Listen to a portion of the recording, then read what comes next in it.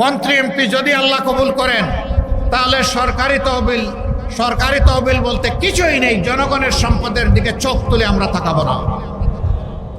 আল্লাহ যা হালালভাবে আমাদেরকে দিবেন তাই নিয়ে ইনশাআল্লাহ আমরা জনগণের খেদমত চালিয়ে যাব এবং আল্লাহর সাহায্য নিশ্চিতভাবে আমরা পাবো।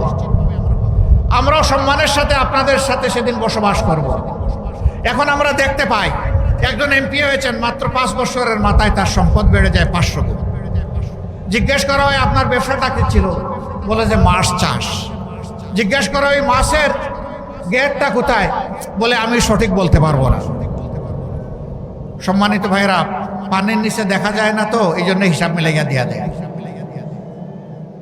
আমরা ওই রকম মাছ চাষি হব না।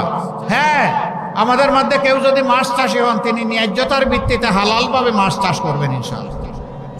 জনগণের সম্পদকে ওই পানির নিচে লুকিয়ে রাখবেন না, বেগমপাড়া গড়বেন না, নিজেদের জন্য সিঙ্গাপুর বানাবেন না, বরঞ্চ গোটা বাংলাদেশকেই একটা মর্যাদাশীল রাষ্ট্র হিসাবে একটা শক্ত অর্থনৈতিক ভিত দেওয়ার জন্য আমরা লড়াই চালিয়ে যাব ইনশাআল্লাহ।